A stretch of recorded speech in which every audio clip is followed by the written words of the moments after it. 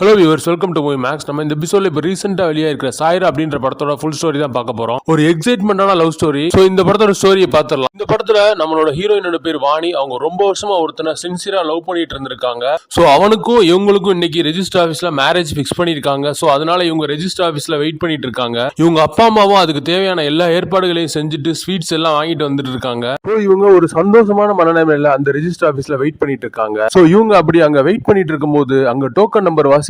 Token number ஒன்னொன்னு வாசிக்க அங்க ஒவ்வொரு கல்யாணமா நடந்துட்டு இருக்கு. அங்க வர்ற ஒவ்வொரு கப்புள்ஸுமே மேரேஜ் பண்ணிட்டு சந்தோஷமா இருக்காங்க. சோ அதை பார்த்துட்டு இவங்க அடுத்து நம்மளுக்கு இந்த மாதிரி தான் மேரேஜ் நடக்க போகுது அப்படின்ற ஒரு எக்ஸைட்மெண்டோட இருக்காங்க. சோ அப்பதான் இவங்களுக்கு ஒரு போன் கால் வருது. அவங்களோட லவ்வர்ட்ட இருந்து போன்ல பேசக்கூடிய அந்த நபர் நம்ம கதாநாயகியோட காதலன். சோ அவங்க கூட தான் பிக்ஸ் ஆயிருக்கு மேரேஜ். சோ அவர் என்ன சொல்றாருன்னா, என்னால வர முடியல, எனக்கு திடீர்னு சான் பிரான்சிஸ்கோல வேலை கிடைச்சிருச்சு, நான் அங்க கிளம்புறேன், அதனால நான் ஏர்போர்ட்ல இருக்கேன் அப்படின்னு சொல்றாரு. இவங்க அதை கேட்டு ஷாக் ஆயிடுறாங்க. இவங்க சரி நீ போயிட்டு வந்ததுக்கு அப்புறம் நம்ம மேரேஜ் பண்ணிக்கலாமா அப்படின்னு கேக்குறாங்க. அதுக்கு அவரு இல்ல, நான் வேற ஒரு பொண்ணை வேற லவ் பண்றேன், சோ அந்த பொண்ணை தான் நான் கல்யாணம் பண்ணிக்கிற போறேன், சாரி நீ என்ன மன்னிச்சிரு அப்படின்னு சொல்றாங்க. இதை கேட்டுட்டு இவங்க ஷாக் ஆறாங்க. இவங்க அப்பா அம்மா எல்லாம் அங்க இருந்து ஓடி வர்றாங்க. இவங்க மயக்கப்பட்டு அந்த இடத்துல கீழே விழுந்துடுறாங்க. இதனால இப்படி ஒரு ஏமாற்றத்துக்கு தன்னோட காதலன் தனக்கு துரோகம் செஞ்சுட்டான் அப்படின்னு இவங்க ரொம்ப டிஸ்டர்ப்டா இருக்காங்க. இவங்களை இந்த விஷயத்துல இருந்து ரெக்கவர் பண்ண இவங்க ஃபேமிலியை சேர்ந்த இவங்க அப்பா அம்மா எல்லாரும் முயற்சிக்கிறாங்க. ஆனா இவங்களால இந்த விஷயத்துல இருந்து வெளியில வரவே முடியல. இவங்க தன்னோட அப்பா கூட கார்ல ஒரு மீடியால வேலைக்கு சேர்றதுக்காண்டி கிளம்பி போயிட்டு இருக்காங்க. சோ அப்பதான் சடனா நம்ம கதாநாயகனான கிறிஸ் கபூர் அவரை பாக்குறாங்க.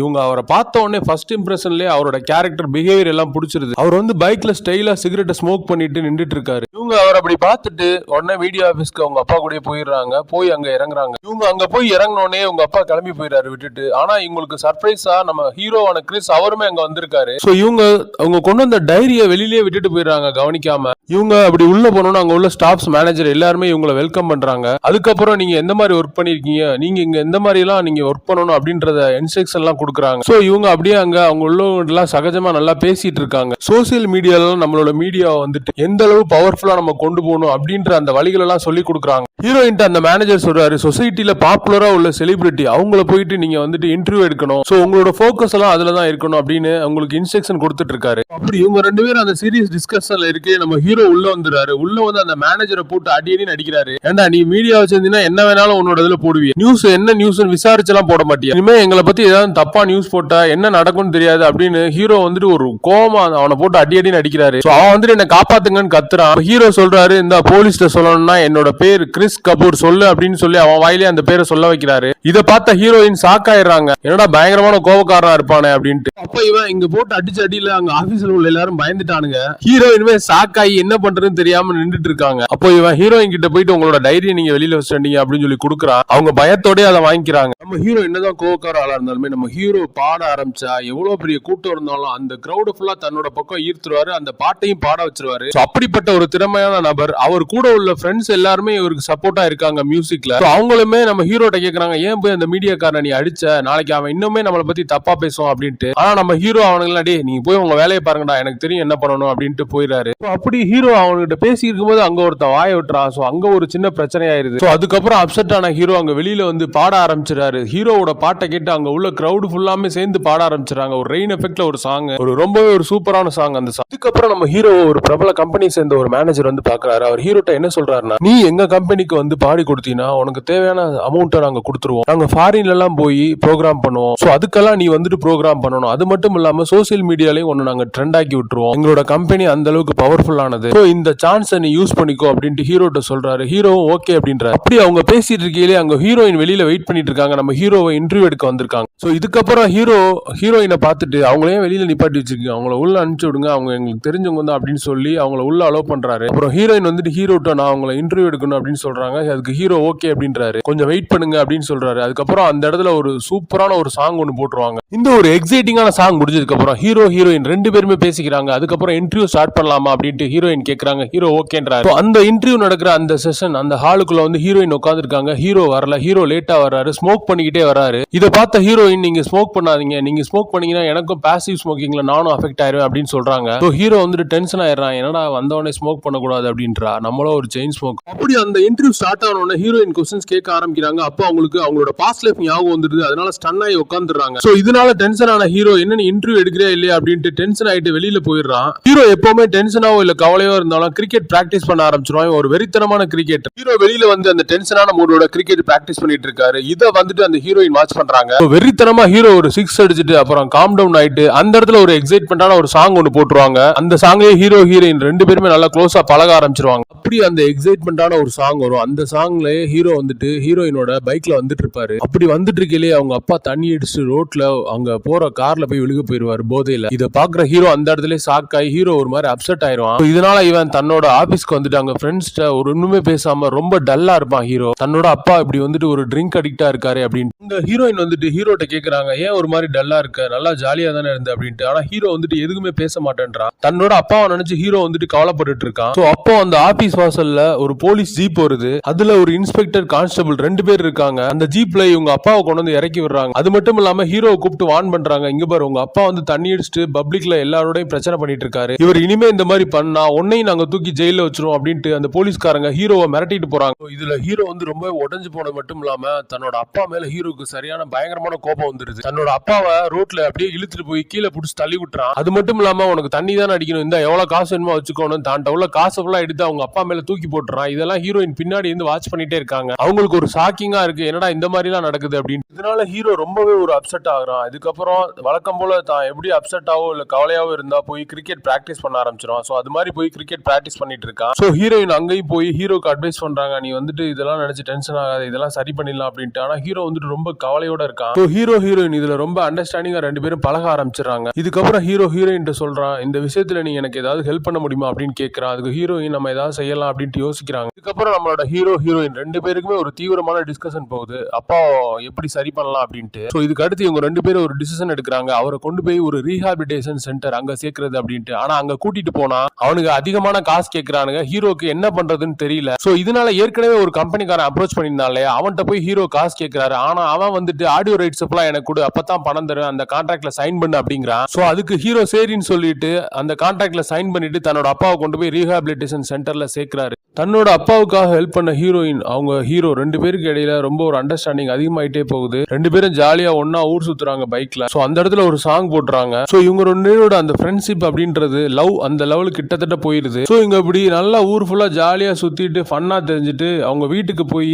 ஹீரோ வந்துட்டு ஹீரோயினை டிராப் பண்ண போறாரு. சோ அப்போ அங்க ஹீரோயினோட அப்பா அம்மா 2 பேருமே இவங்கள பார்த்துட்டு ஷாக் ஆயிடுறாங்க. ஹீரோ அங்க போயிட்டு ஹீரோயினை இறக்கி விடுறாரு. ஹீரோயின் நடந்து போயிட்டு இருக்காங்க. அவங்க அப்பா அம்மா எதிர்த்தாப்புல இருக்காங்க. பின்னாடி ஹீரோ நிக்கிறாரு.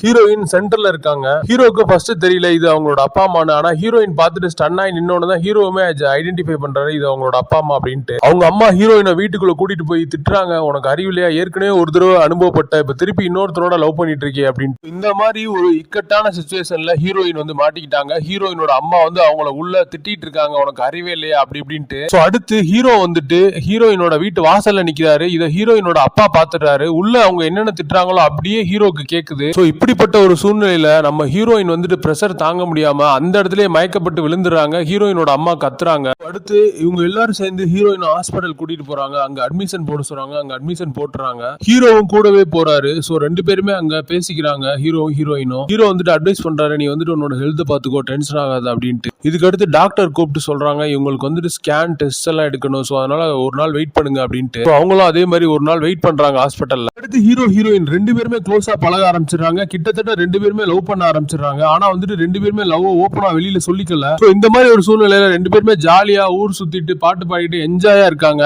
சோ ஹீரோ வந்துட்டு ஒரு குறிப்பிட்ட ஸ்டேஜ்ல ஹீரோயின் போய் தன்னோட லவ் வெளிப்படுத்துறாரு. சோ அந்த இடத்துல இந்த படத்தோட இன்டர்வல் பிளாக் வருது. இதுக்கு அடுத்து ஹீரோ வந்துட்டு ஹீரோயின் அந்த வானத்தை காமிச்சு, நான் வந்துட்டு உன்னை லவ் பண்றேன் அப்படின்னு தன்னோட லவ் வெளிப்படுத்துறாரு. இதுக்கு அடுத்த சீன்லயே அந்த டாக்டர் வந்துட்டு உங்களோட ரிசல்ட்ஸ் எல்லாம் வந்துருச்சு அப்படின்னு ஹீரோயினை கூப்பிடுறாங்க. கூப்பிட்டு உங்களோட ரிசல்ட்ஸ்ல சில பிரச்சனைகள் இருக்கு, அது என்னன்னா உங்களுக்கு வந்துட்டு அல்சைமர் அப்படின்ற ஒரு டிசீஸ் டிசீஸ் இருக்கு அப்படின்னு சொல்றாங்க. இதனால நீங்க வந்துட்டு பாஸ்ட் ஃபியூச்சர் ரெண்டுக்குமே ஒரு கன்ஃபியூஸ்டான ஸ்டேட்ல இருப்பீங்க ஒரு சில நேரங்கள்ல. அது மட்டும் இல்லாம உங்களுக்கு சில விஷயங்கள் எல்லாம் மறந்து போயிடும். அதோடவே சில நேரங்களில் நீங்க ரொம்ப வயலண்டா பிஹேவ் பண்ணுவீங்க அப்படின்ற ஒரு ஷாக்கிங்கான விஷயத்த சொல்றாங்க. இதை கேட்டு ஹீரோயின் ரொம்பவே மனசொடைஞ்சு போயிடுறாங்க. என்ன பண்றதுனே உங்களுக்கு தெரியல.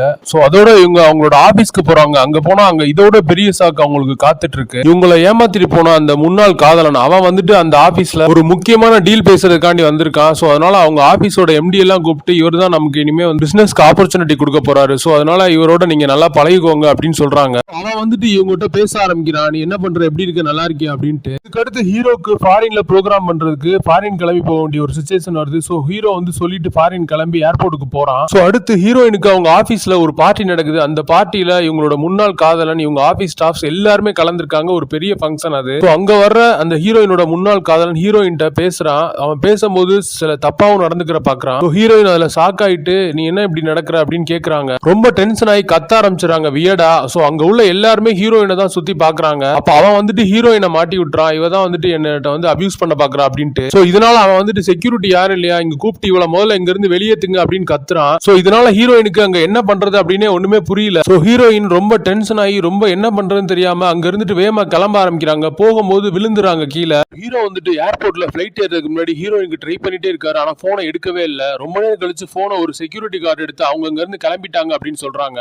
அது மட்டும் இல்லாம இங்க என்னென்ன மாதிரியான பிரச்சனை நடந்துச்சு அப்படின்றது ஃபுல்லா ஹீரோட்ட அந்த செக்யூரிட்டி கார்டு சொல்லிடுறான். இதை கேட்டுட்டு ஹீரோ அந்த ட்ரிப்பே கேன்சல் பண்ணிட்டு அங்க ஏர்போர்ட்ல இருந்து வேகமா ஓடுறாரு. என்னாச்சோ என்ன நடந்துச்சு அப்படின்னு தெரியல. ஹீரோ அங்க இருந்து வேகமா கிளம்பி போய் ஹீரோயின் கலந்துகிட்ட அந்த பார்ட்டி நடக்கிற அந்த பார்ட்டி ஹால் அதுக்கு வாசல்ல நின்று கேக்குறாரு ஹீரோயின் எங்க அப்படின்ட்டு. ஆனா அங்க ஹீரோயினோட ஒரு பேக் மட்டும் தான் இருக்கு. அந்த செக்யூரிட்டி கார்டு கொடுக்குறான். அதுல உள்ள பார்த்தா ஒரு ரிப்போர்ட் இருக்கு. அது ஹீரோயினோட மெடிக்கல் ரிப்போர்ட். அதுல அவங்களுக்கு அல்சைமர் டிசீஸ் இருக்கு அப்படின்றத ஹீரோ தெரிஞ்சுக்கிறான். இதுக்கு அடுத்து ஹீரோயினை தேடி அந்த ஊர் ஃபுல்லா ஹீரோ வந்து சுத்துறான். ஹீரோயின் எங்க இருக்காங்க அப்படின்னு தெரியாம அவங்க. ஆனா இவன் எப்பவும் கிரிக்கெட் பிராக்டிஸ் பண்ற அந்த கிரவுண்ட்ல போய் அவங்க கிரிக்கெட் பிராக்டிஸ் பண்ணிட்டு இருக்காங்க. ஹீரோ அங்க போய் அவங்ககிட்ட பேசுறான். அவங்க வந்துட்டு நீ ஏன் ட்ரிப்பை கேன்சல் பண்ணிட்டு வந்த அப்படின்னு சொல்றாங்க. அதுக்கு வந்துட்டு ஒன்னாலதான் நான் வந்துட்டேன் அப்படின்னு ஹீரோ சொல்றான். அங்க வர்ற ஹீரோயின் அங்க என்ன பிரச்சனை நடந்துச்சு அப்படின்றத கேட்டுட்டு ஹீரோயினுக்கு கிரிக்கெட் விளையாட சொல்லி தரான். இது ஃப்ரண்ட் ஃபுட் பேக் ஃபுட் இதெல்லாம் சொல்லி கொடுக்குறான். அதுக்கு அடுத்த சீன்லயே டாக்டர்ஸ் எல்லாம் இவங்க ஃபேமிலியை வர சொல்லி இவங்களை வந்துட்டு நீங்க வந்துட்டு எங்கேயாவது வெக்கேஷன் கூட்டிட்டு போங்க ஹீரோயினை. அவங்க வந்துட்டு அப்படி வெக்கேஷன் போய் ஜாலியா இருந்தா, ஓரளவு ஃபன்னா இருந்தா,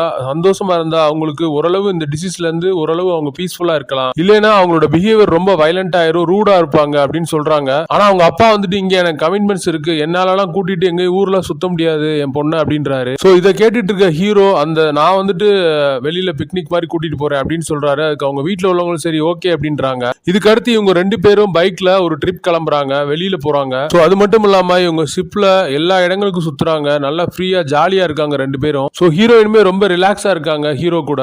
ஹீரோயினோட இந்த மாதிரி ஒரு சிச்சுவேஷன்ல ஹீரோயினுக்கு ஹீரோ வந்துட்டு எல்லா விதமான ஹெல்ப்பும் பண்றான்.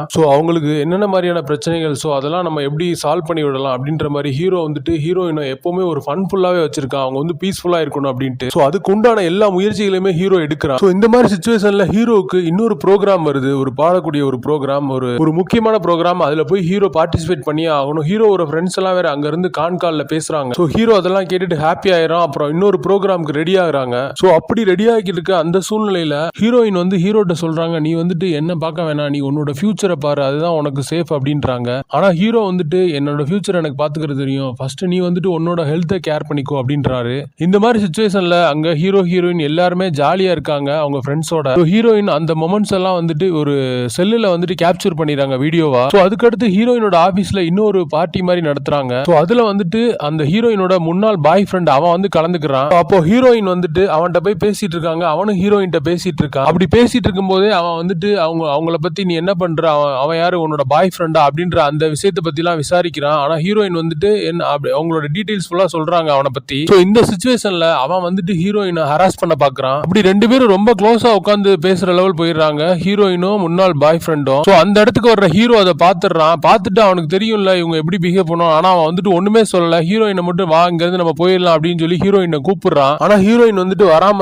அவங்க கூட பேசிட்டு இருக்காங்க. ஆனா ஹீரோ வந்துட்டு நம்ம இங்க இருந்து கிளம்பணும் அப்படின்றாரு. ஆனா வந்துட்டு அவன் வந்துட்டு ஹீரோட்ட வந்துட்டு அந்த பாய் ஃப்ரெண்ட் சொல்றான், உன்னை யாரா உள்ள விட்டது, செக்யூரிட்டியை கூப்பிட்டு முதல்ல இவனை வெளியேத்துக்கண்டா அப்படின்னு கத்துறான் அவன். இதுல டென்ஷனான ஹீரோ வந்துட்டு அந்த பாய் ஃப்ரெண்ட போட்டு அடி வெளுத்துறான். ஹீரோ அடிச்ச அடியில அவனுக்கு ஃபேஸ் ஃபுல்லா காயமாயிருது. அப்படி ஹீரோ இழுத்து போட்டு அவனை அடிச்சிட்டு இருக்கல ஹீரோயின் வந்துட்டு கத்தி எடுத்துட்டு நீ யாரா அவரை தொட, அவனை வந்து தொடாத, அவனை இன்னும் நான் லவ் பண்றேன் அப்படின்னு சொல்றாங்க. இதுல வந்துட்டு ஹீரோ ஷாக் ஆயிராரு. அது மட்டும் இல்லாம கையில கத்தி வச்சுட்டு ஹீரோவை குத்த வந்துடுறாங்க. ரொம்ப வயலண்ட் ஆனவங்க ஒரு ஸ்டேஜ்ல ஹீரோவை கத்தி வச்சே குத்திடுறாங்க. அந்த சீன் ஒரு இம்பாக்டான சீனாவே இருக்கும். ஹீரோவுக்கு ஹீரோயினை பத்தி தெரியும், இவங்களோட ஸ்டேஜ் எது பாஸ்டுக்கும் ஃபியூச்சருக்கும் டிஃபரன்ஸ் தெரியாது அப்படின்ட்டு. சோ அதனால ஹீரோ வந்துட்டு அந்த விஷயத்தெல்லாம் தப்பாவே எடுத்துக்கல. அது மட்டும் இல்லாம ஹீரோயினை கண்ட்ரோல் பண்ணி அவங்க அழுகுறாங்க. அவங்கள கண்ட்ரோல் பண்ணி தன்னோட வீட்டுக்கு கூட்டிட்டு போயிட்டு மறுபடியும் அவங்கள சேஃபா பாத்துக்கிற ஆரம்பிக்கிறாரு. சோ அவங்கள பாசிட்டிவா முடிஞ்ச அளவு நம்ம பாசிட்டிவாவே வச்சிருக்கணும் அப்படின்றக்காண்டி ஃபன் பண்ணி ஹீரோயினை கூட்டிட்டு போய் தன்னோடய சேஃபா வச்சிருக்காரு. ஆனா இவரு என்னதான் வச்சிருந்தாலுமே ஒரு குறிப்பிட்ட ஸ்டேஜ்ல ஹீரோயின் அவங்க வீட்டுல இருந்தே கிளம்பி போயிடுறாங்க. இவர் அதுக்கப்புறம் எல்லா இடத்துலயும் தேடுறாரு. ஆனா ஹீரோயின் எங்கேயுமே கிடைக்கல. சோ இதனால அப்செட் ஆன இவர் எந்த ப்ரோக்ராம்லயுமே பார்ட்டிசிபேட் பண்ணி பாடுறது கிடையாது. இப்படியே ஒரு வருஷம் ஆயிருது. ஒரு வருஷம் கழிச்சு ஹீரோக்கு மறுபடியும் பாட ஆரம்பிக்கிறாரு. சோ அப்படி இவர் பாடிட்டு இருக்கும் போது ஹீரோயின் அங்கங்க நிக்கிற மாதிரி இவர் ஹாலுசினேட் பண்ணிக்கிறாரு. ஹீரோ வந்துட்டு இதனாலே எந்த ப்ரோக்ராம் ஒத்துக்கிறது இல்லை. ஏன்னா இவர் வந்துட்டு 24 மணி நேரம் ஹீரோயின் அவங்களோட ஞாபகமாவே இருக்காரு. வாழ்க்கையை வெறுத்து போய் வாழ்ந்துட்டு இருக்காரு. ஹீரோ வந்துட்டு அப்படி வாழ்க்கையை வெறுத்து வாழ்ந்துட்டு இருக்காரு. எந்த ஒரு ப்ரோக்ராமுக்கும் ஒத்துக்கிறது கிடையாது. எங்கேயுமே இவர் பாட போறது கிடையாது. சோ இதனால வாழ்க்கையை ரொம்ப வெறுத்து போய் வாழ்ந்துட்டு இருக்காரு. சோ இவங்க ஃப்ரெண்ட்ஸ் கூட அந்த மியூசிக் ட்ரூப்ல பிராக்டிஸ் செஷன்ஸ் நடக்கும். அதுல கூட இவர் கலந்துக்கிறது கிடையாது. அப்படி ஒரு நாள் ஸ்டேடியத்துல உட்காந்து அவங்க ஃப்ரெண்ட்ஸ் எல்லாம் பிராக்டிஸ் செஷன் நடத்திட்டு இருக்காங்க. அதை வேடிக்கை பார்க்க போய் உட்கார்ந்து இருக்காரு. அப்ப அந்த குரூப்ல உள்ளவங்க எல்லாம் இன்ஸ்டாகிராம் ரீல்ஸ் பார்த்துட்டு இருக்காங்க. அதுல இவங்க பாடின பாடல்களை வச்சு எல்லாருமே இன்ஸ்டாகிராம்ல ஷார்ட்ஸ் போட்டிருக்காங்க. அதுல ஒரு ஷார்ட்ஸ்ல ஹீரோயின் வந்துட்டு ஒரு சின்ன ஃப்ரேம்ல அங்க உட்கார்ந்து இருக்காங்க. அதை பார்த்துட்டு இவங்க ஃப்ரெண்ட்ஸ் எல்லாம் அதை க்ளோஸ் அப் பண்ணி காமிக்கிறாங்க. சோ அதை பார்த்துட்டு ஹீரோ அங்க இருந்து வேகமா ஓடி வராரு. அதை பார்த்த ஹீரோவுக்கு ரொம்ப சந்தோஷமாயிட்டாரு. எப்படியாவது அவங்களை கண்டுபிடிச்சிடலாம் அப்படின்ட்டு அது எந்த அக்கௌண்ட்ல இருந்து அந்த வீடியோ வந்திருக்கு அப்படின்னு ட்ரேஸ் பண்ணி போறாரு. சோ அப்படி இவளுக்கு போகும்போது அவங்க எங்க இருக்காங்க அப்படின்ற ஒரு ஐடியா கிடைக்குது. சோ ஒவ்வொரு ஸ்பாட்டா ட்ரேஸ் பண்ணி ஃபைனலா அவங்க எங்க இருக்காங்க அப்படின்ற அந்த இடத்த கண்டுபிடிச்சு போயிடுறாரு. சோ அப்படி இவங்க ஹீரோயினை போய் பாக்குறாங்க. ஆனா ஹீரோயின் பக்கத்துல போய் இவர் உட்கார்ந்து இருக்காரு. அவங்க பேசாம உட்கார்ந்து இருக்காங்க. இவருக்கு ஒரே ஷாக்கா இருக்கு. அப்புறம் அவங்க ஹீரோவை பார்த்து ஹாய் அப்படின்றாங்க. ஹீரோ ஹாய் அப்படின்னு சொல்றாரு. அவங்க எந்த விதமான ரெஸ்பான்ஸுமே பண்ணல. அவங்க பாட்டுக்கு ஒரு 3வது மனுஷன் மாதிரி தான் ஹீரோ ட்ரீட் பண்றாங்க. சோ ஹீரோ தெரிஞ்சுக்கிட்டாரு. சோ இவங்களோட அல்சைமர் டிசீஸ்னால தான் வந்துட்டு இவங்க வந்துட்டு பாஸ்ட் ஆஃப் எல்லாம் மறந்துட்டாங்க அப்படின்ட்டு. இதனால ஹீரோ இவங்களை கூட்டிட்டு போய் அந்த கிரிக்கெட் பிராக்டிஸ் செஷன் இதெல்லாம் செஞ்சு காட்டுறாரு. எப்படியாவது இவங்களுக்கு அந்த ஞாபகத்தை கொண்டுட்டு வரணும்னு. சோ ஆனா இவர் எவ்வளவோ கத்தி என்னென்னமோ ட்ரை பண்ணாலுமே அவங்களுக்கு ஞாபகம் வரவே மாட்டேங்குது. ஒரு ஸ்டேஜ்ல ரொம்ப வெக்ஸ் ஆகி அழுகிற ஸ்டேஜுக்கு போயிடுறாரு. சோ இவர் ரொம்ப மனசு உடைஞ்சிருக்கக்கூடிய அந்த ஸ்டேஜ்ல அவங்களுக்கு ஞாபகம் வந்துருது. அவங்க இவரோட பேரை சொல்லி கூப்பிட ஆரம்பிச்சிடறாங்க. இதுக்கப்புறம் இந்த படம் ஒரு ஹாப்பி எண்டிங்கா முடியுது. தேங்க்ஸ் ஃபார் வாட்சிங். Subscribe our channel.